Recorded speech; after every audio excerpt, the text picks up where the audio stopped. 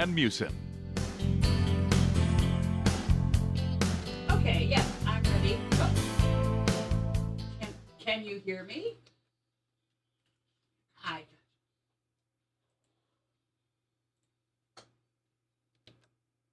Okay, now can we hear me or is it echoing? It's kind of echoey.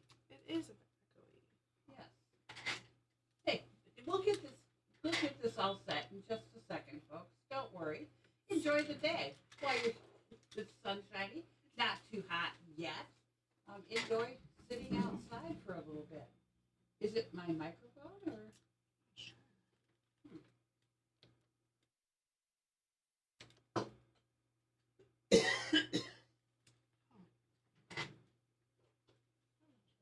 Okay, well, we'll start. This week, what to do? Garden Club tour is going on right now.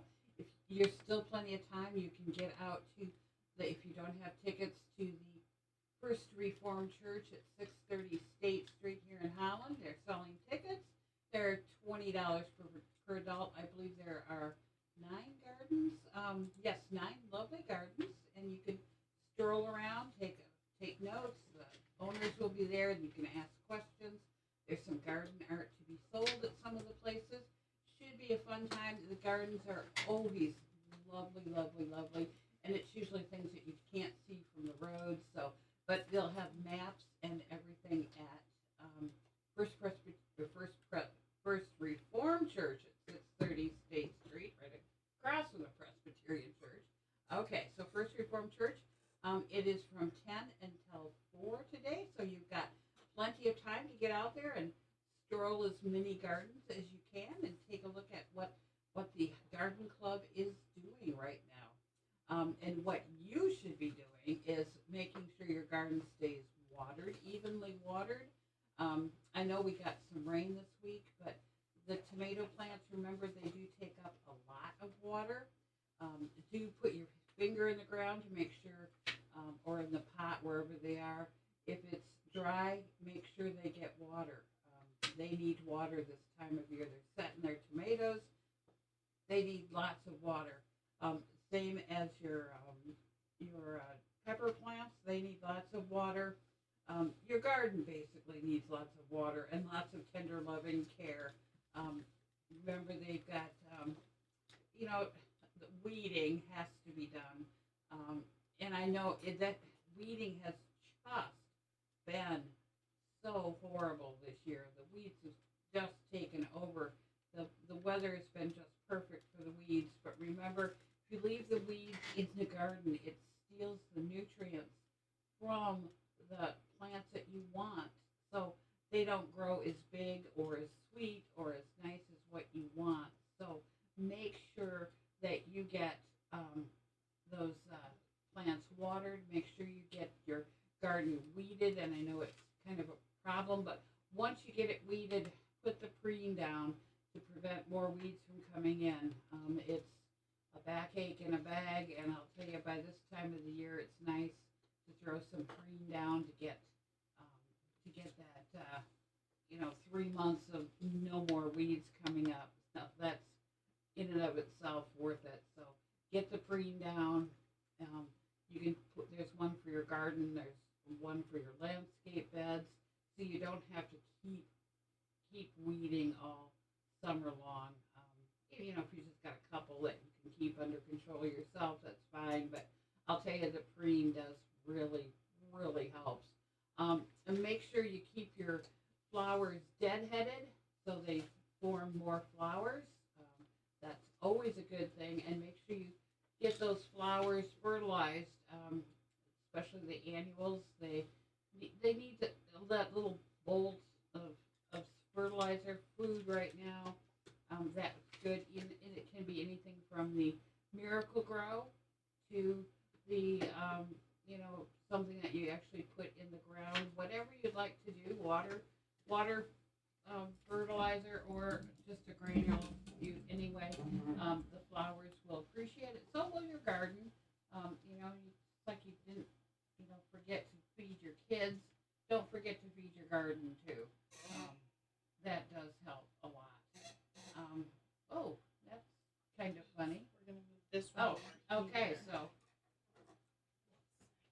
let's see if this gets any better. Okay. Now,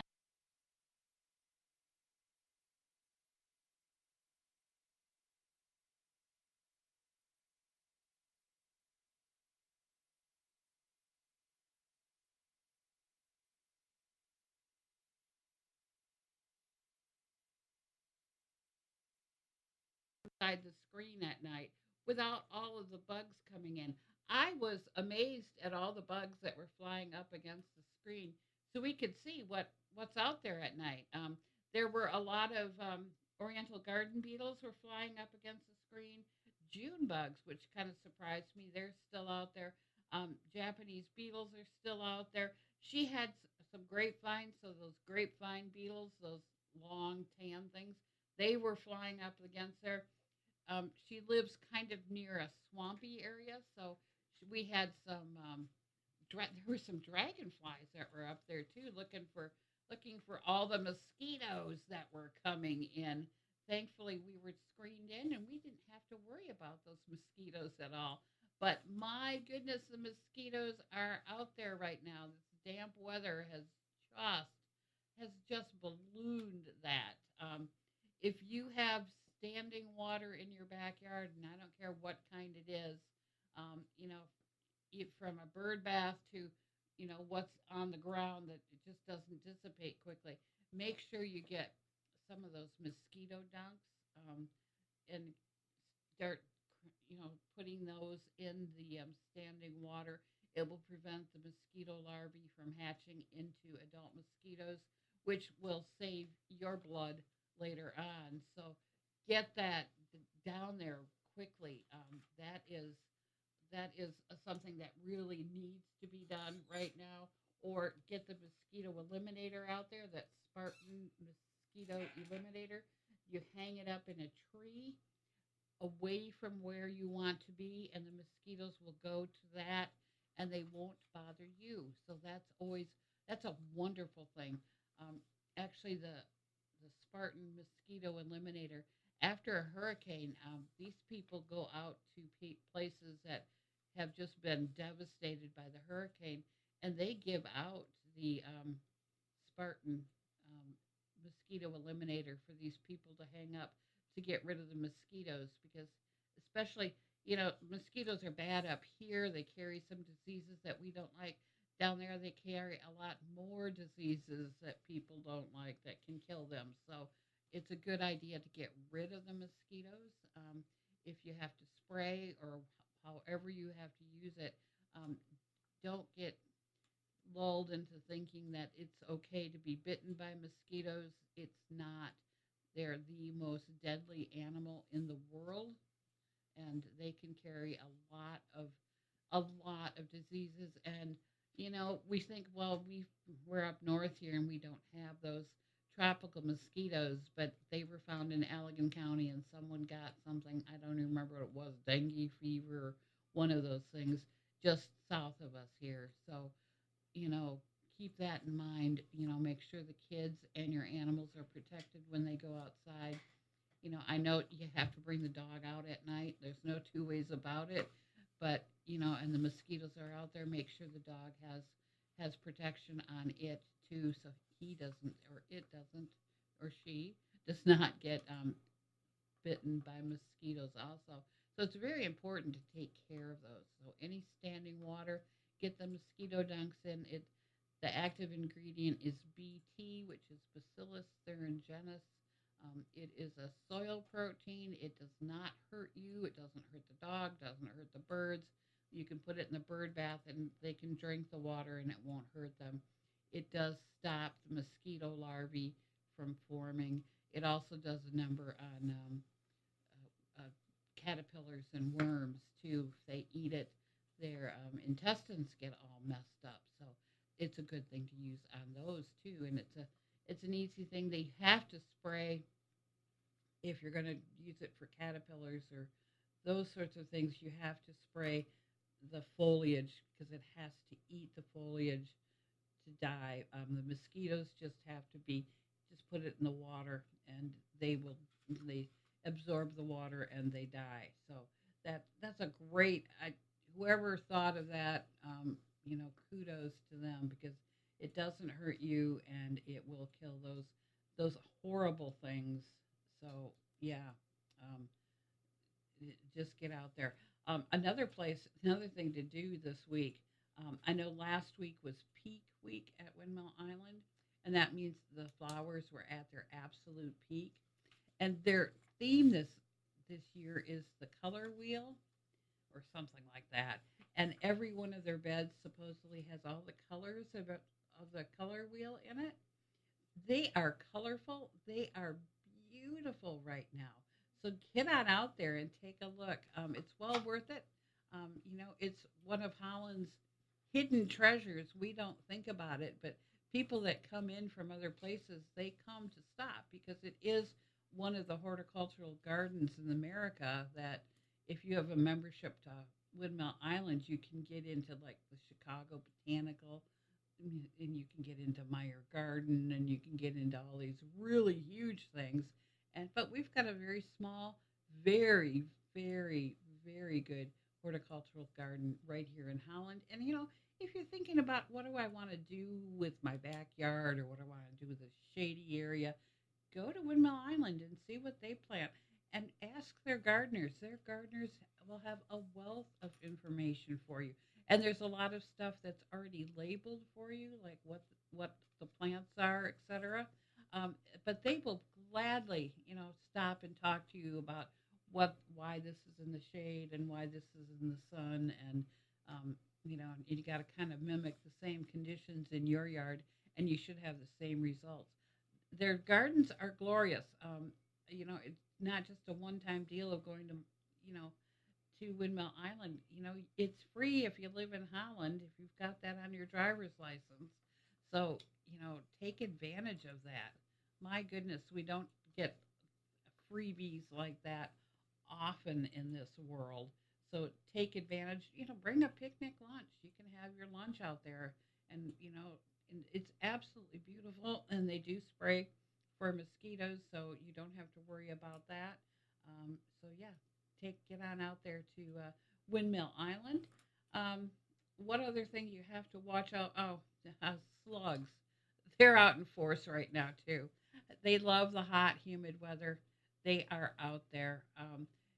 So if you've got holes in the middle of your hostas, in the middle of your leaves, and you're not seeing anything there, it's probably slugs. So at night you can go out there with a flashlight and you can pick them all off, but I don't have that kind of time or that patience to do that. I just put out slug bait. Make sure you put out the slug bait that is um, dog, cat, and child friendly, and you should have no problem with that, and you should be able to get your slugs. Or you can put out the beer traps. Get a deep saucer, um, bury it in the ground so the lip of the saucer is even with the ground level.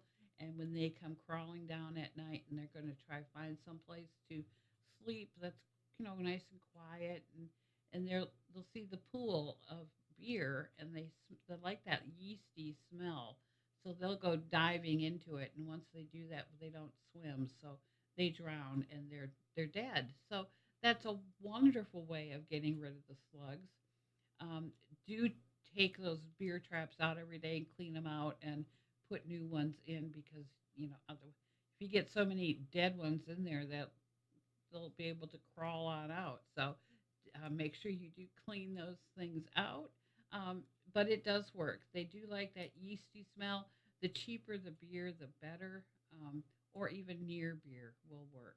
So either one, don't spend a fortune on the beer for the slugs, for heaven's sakes. But they do like that yeasty smell. So that's what they're after. So that's why we put that out for them. If you are going to put out slug bait, make sure you do, put it around the area where you're having problems.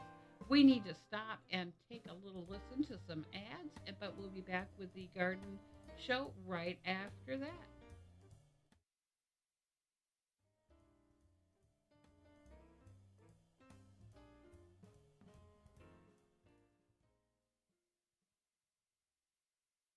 County is in jeopardy. Okay, residents of Ottawa County, the category is spending. These local leaders have approved $42 million in new government spending since 2020.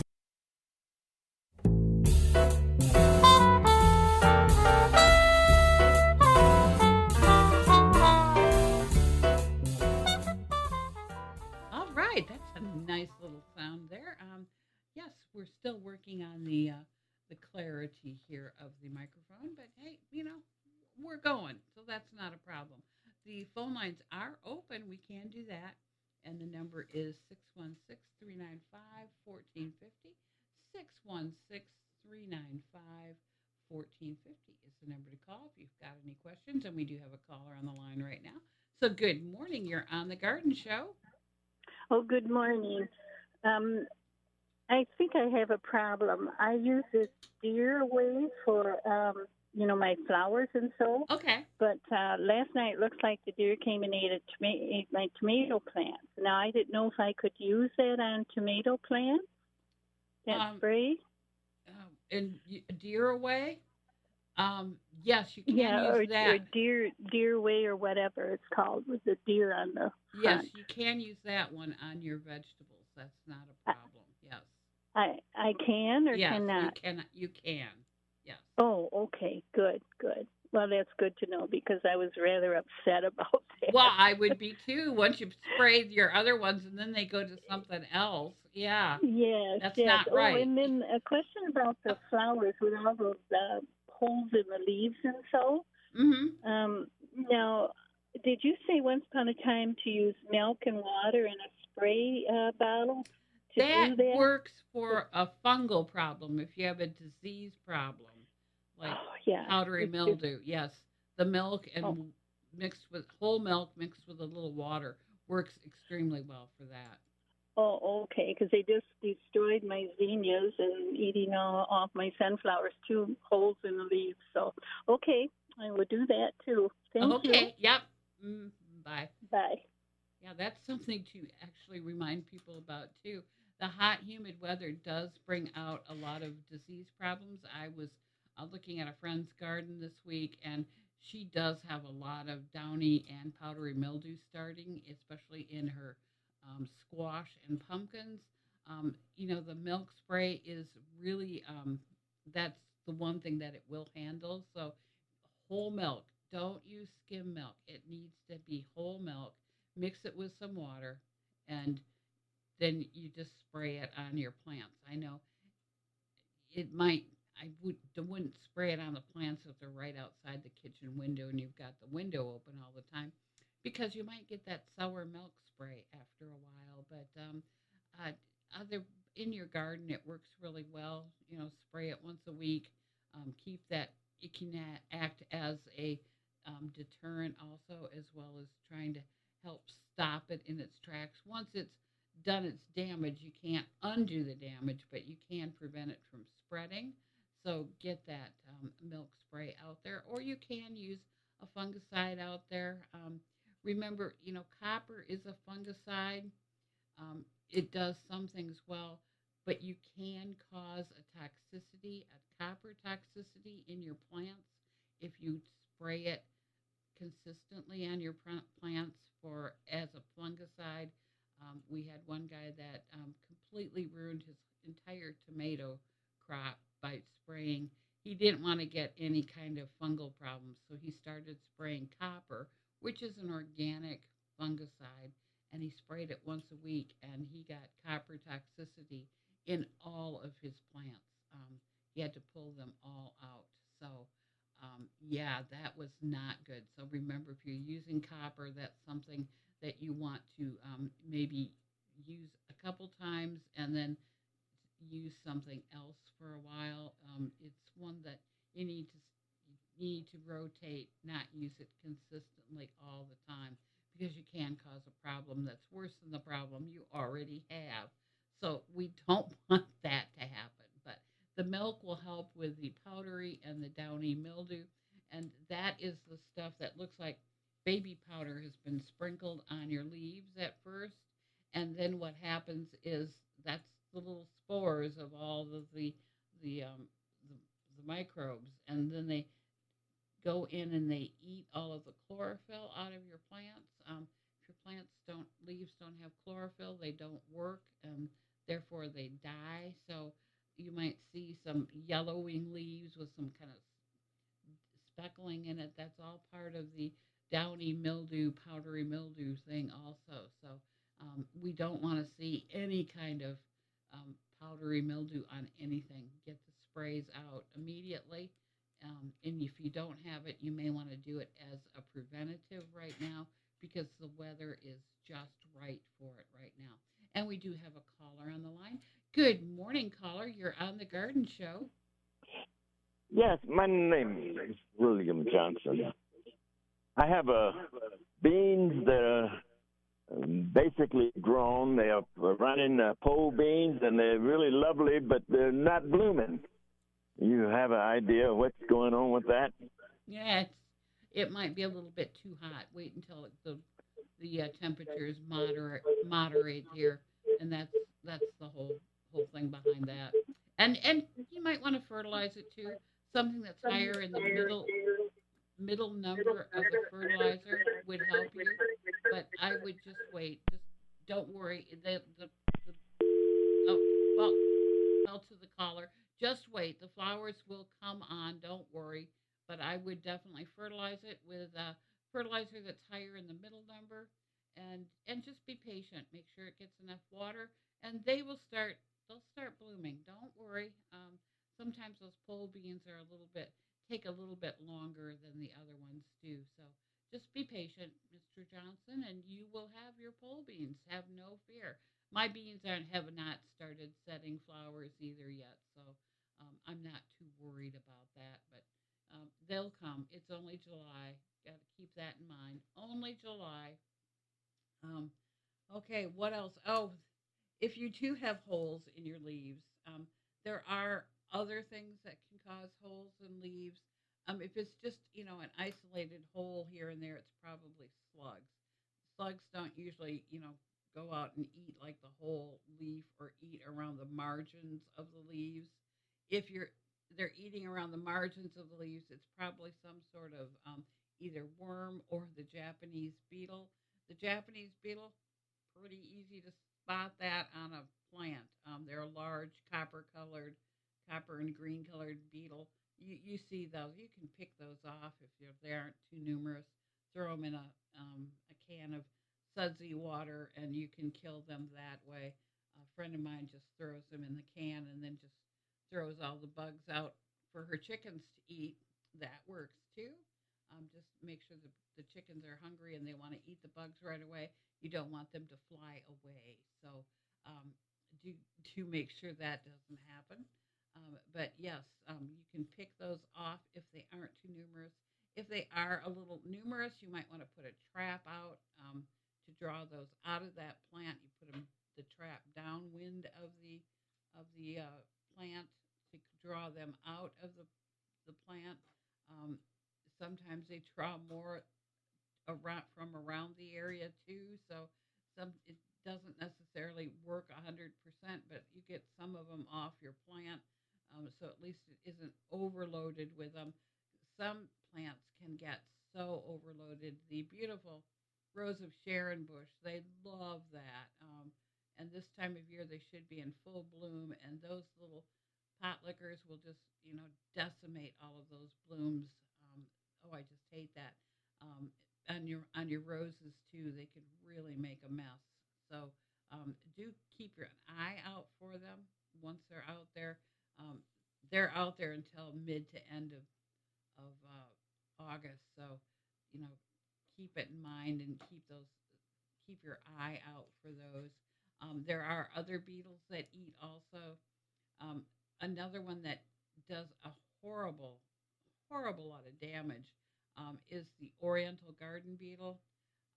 That works at night. It eats at night, and then during the day you go out there and you go, "What? Are rabbits eating my plants?" I mean, they'll eat everything but the midrib of leaves. It will look horrible. They can decimate a plant, but you don't find them during the day. If you start digging around in the dirt, you might find a couple small, and is about not even a half an inch long, copperish color beetle. That's an oriental garden beetle. That is trouble. So do spray for that. There is no way you're going to be able to get rid of those things without spraying them. Um, they're usually too numerous to count. If you want to go out there and hand pick them, you're going to have to go out at night and do it because that's when they eat. But once they're there, boy, they can really, really do a lot of damage. So, you know, try stay on top of that rather than being on the losing end of the battle for that. If you've got a problem with beetles now, remember they go and they lay their eggs in your lawn in August, and then they become grubs in September. We don't want that to happen, so get out there and put down grub control right now. The season-long grub control is what you need to put down right now, and water it in well.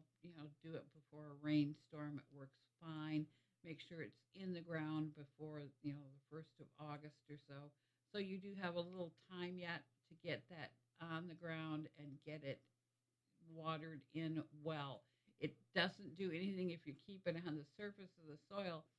That's one of those insecticides, like most of them, they photodegrade, meaning if the sun shines on them, they kind of break down into different components that aren't going to do anything. So put it down, and then you need to water it in well. An inch of water will be wonderful.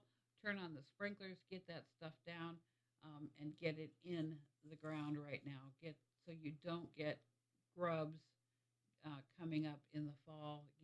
Then you won't have as many beetles next year. So get that season-long grub control on your lawn right now.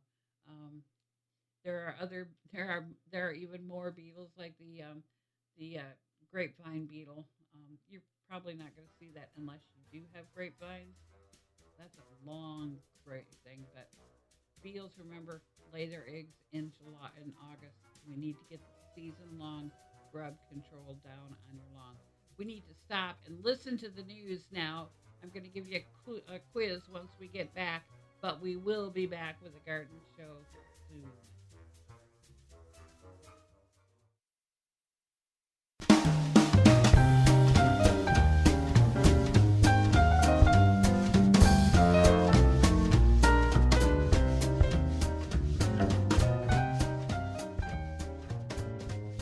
All right, that's got a little swing to it. That's kind of nice.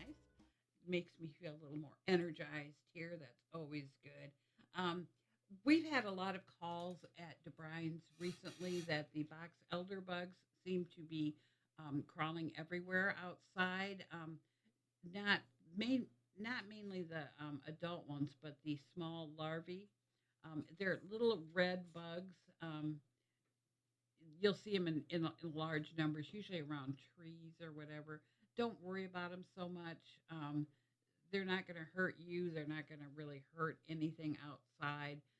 They like to chew on, like a box elder, the seed pods of those. If you've got one of those trees, and you really shouldn't because they're junk trees, but if you do, you might have some box elder bugs and a lot of them crawling around right now. If you're one of those houses like the station here, light colored brick that gets really warm in the autumn sun, and those box elder bugs just are just plastered on the warm brick in the fall, and then they try get inside the building because they do live inside, or in a warm place during the winter. They do overwinter. So we don't want that to happen. So make sure you've got your house all sealed up. Might be a good time to walk around the house and seal up around like the clothes dryer vent and anything that you might have coming out of the house. Make sure that's all sealed up well so the little bugs can't get in. But otherwise, don't really worry about the box elder bugs. Really, I wouldn't bother to spray them. They're not going to do any harm to you. And just because there's a lot now does not mean they're going to be a lot in the fall. It's just that it was the right temperature for for those things to start to hatch. So that's the only reason why they're out there. They're not dangerous. They're not going to bite. Um, I like those kind of bugs that you really don't have to worry about. There's way too many bugs that we do have to worry about. There's and I going to sound like a broken record. We've got a lot of invasive species that are headed our way. If we do get them in, it's bad news for a lot of our fruit growers, and the blueberries and the grapes and everything else is the Japanese spotted lanternfly. This is such a pretty insect. It's it's just a small one, maybe about 3/4 of an inch long. Um, when it's on the tree as an adult, it looks fairly fairly innocuous. It's just got these brown wings that kind of fold over its back. Just looks like a normal bug. When those wings open up, there is black polka dots. There's yellow. There's red. There's stripes. There's everything you could possibly think of. It's a beautiful insect, but it loves, loves, loves fruit trees. If it gets a hold in this area, we're going to have some big, big problems. So the state of Michigan's really depending on our feet on the ground to be what's going to prevent the Japanese spotted lanternfly from coming in. It's already been found in here in West Michigan in a box of wine, in the packing material in a box of wine. So do be careful. Be on the lookout for an absolute beautiful adult insect.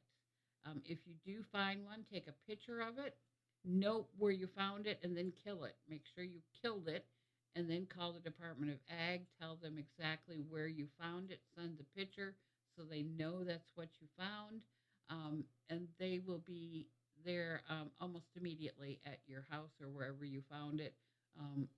That is, it is that serious that they need to take care of that. If you do find they do have the young of the Japanese lanternfly, the nymphs. They are the cutest little bugs. The box elder bugs may be bright red, but these are black bugs with white polka dots on them. I mean, how cute can you be? And you'll see a bunch of them. If you see a bunch of them, again, take a picture of them, note where they are, and then make sure you kill them all, and then call this Department of Agriculture. If you don't know who to call, give us a call at DeBrines, or we can call them for you.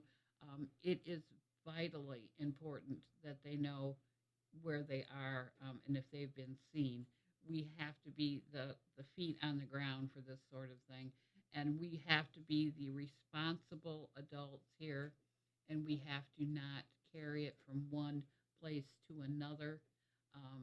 So it's best, if you go anywhere in eastern Pennsylvania and then you drive back here, do check the wheel wells of your car. They like to, for some reason, um, lay their eggs in the wheel wells of our cars. So make sure you've cleaned those out well before you come back here in the state. We don't need those guys hitching a ride in their egg sacs here. Um, just don't need that at all. Again, if you've used a boat there and you're bringing it back, make sure it's cleaned. Um, and that's kind of the message we want to do here. If you go out onto a lake with your boat, your sea-doo, whatever, before you go over to another lake, let's make sure we take that out of the water and we clean it down well so we're not transferring one organism from one to another. Just don't need that. If you go hiking anywhere in the state forest here in Michigan, I think most of them do have a boot cleaning area. Do take advantage of that. Don't take back any insect eggs or weed seeds or anything that you don't need to have back at your house that they have there.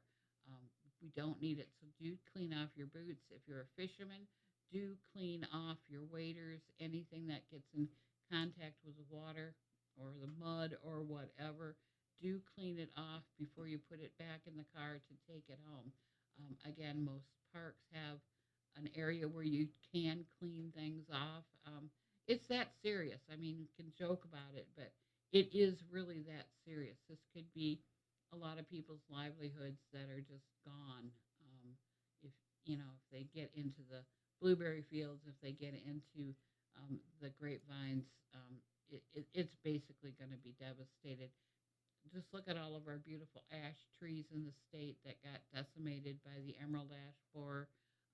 The hemlock woolly adelgids doing a number on the hemlock trees.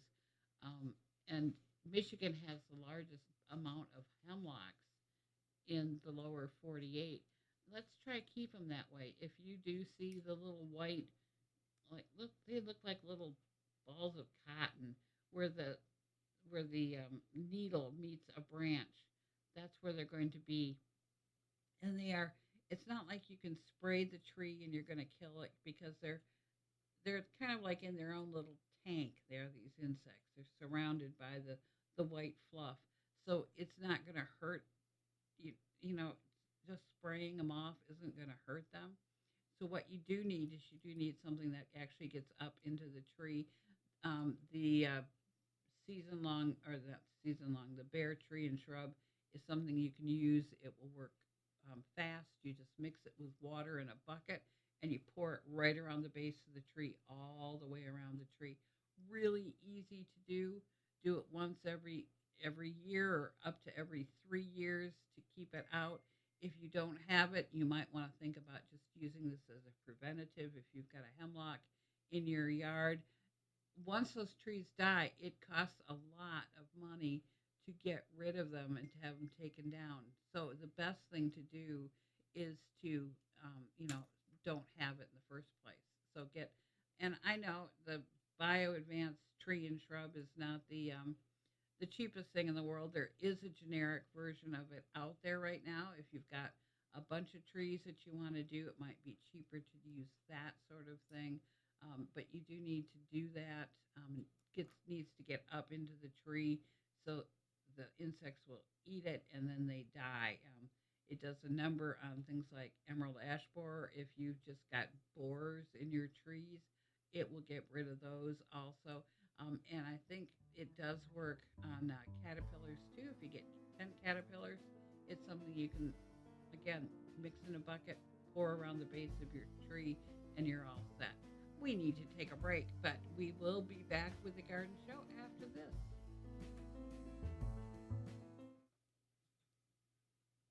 Who ever heard of doing x-rays on a Sunday night?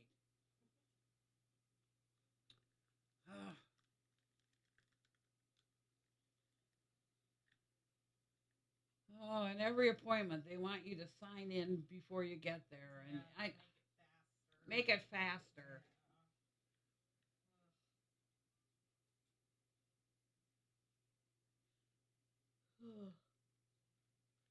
I just wanted to make it more comfortable because I have to go there with a full bladder. Yeah. And then they're going to be pressing down on it. Oh, right. I love that idea. Yeah, really smart.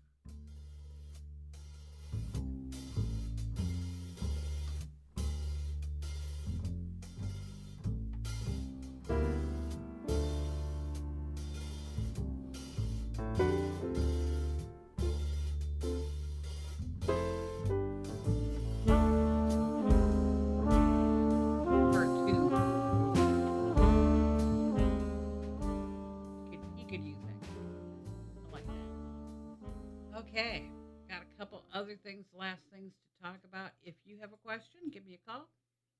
616-395-1450. 616-395-1450 would be the number to call. A lot of people are bringing in the dreaded blossom end rot on the end of their tomatoes. I saw one on the end of some eggplant. This is caused by an imbalance of calcium in the plant. That happens when a lot of times, especially in a potted plant, it gets really dry and then it gets really wet and really dry. We need to keep an even balance of moisture and get calcium around. And we do have a caller on the line. Good morning, caller. You're on the Garden Hour. Jan, I have a question. I live in a condo and I have 3 large hydrangea bushes. Okay. And every year, I have had them probably 4 years. They have had blooms upon blooms hanging on them. Mm-hmm. This year, I have one. That's it. Nothing. What could be wrong? Oh, it's basically a matter of when it got pruned or when something happened last fall and the buds fell off. So you're gonna have to They you're gonna have to have them go out there and make sure they trim them correctly, where they don't take the buds off, because it does set the buds a full year in advance. So I had called you before they trimmed. I told them to Mhm. hold it up a minute.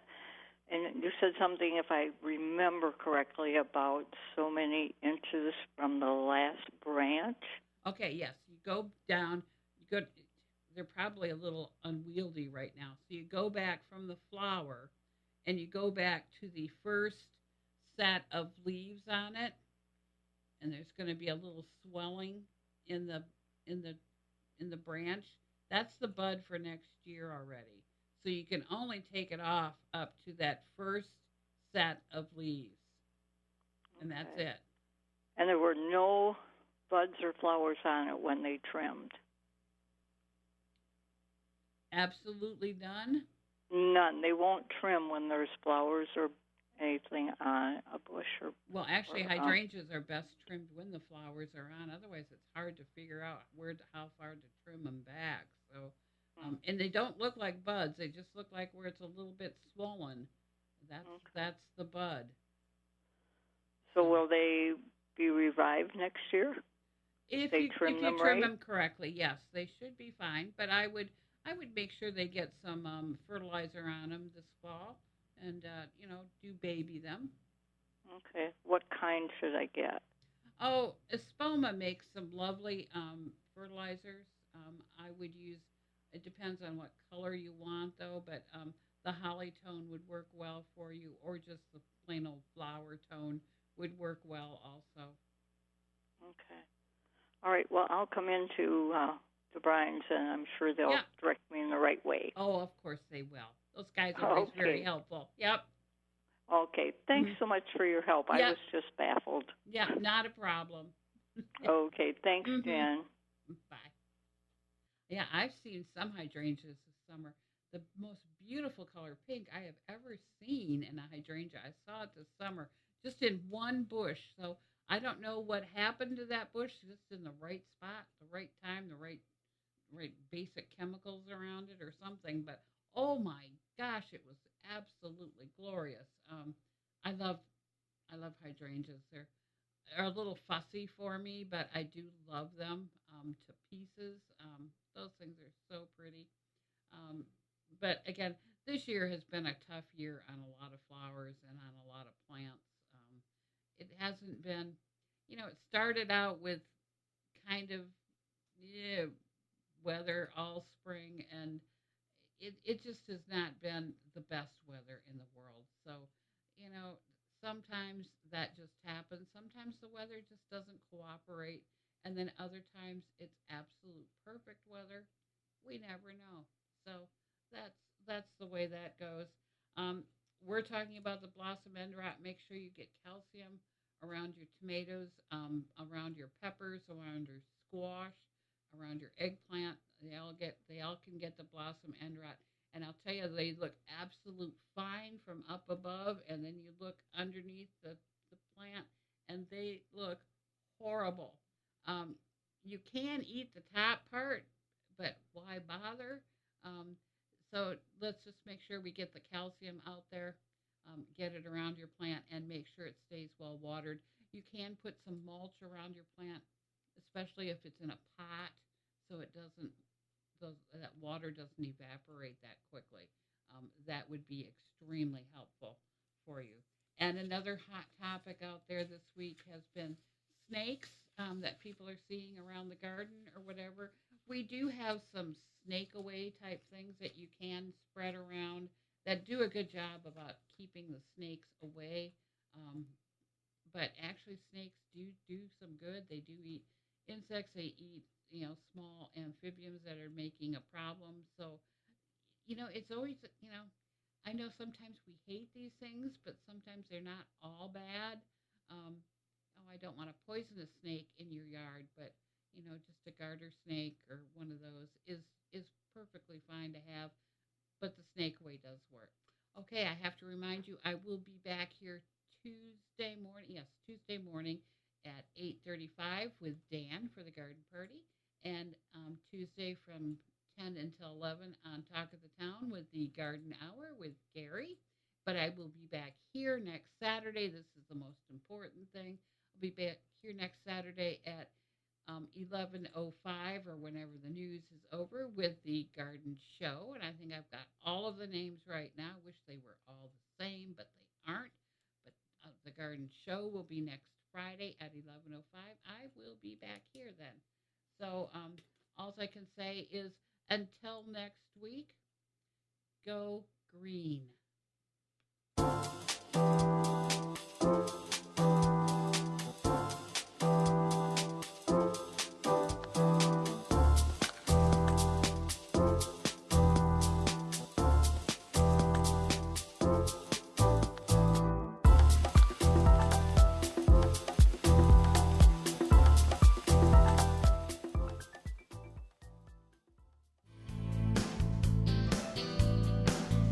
You've been listening to the Jan Meeuwsen Garden Show on 99.7, 1450 WHTC and WHTC.com.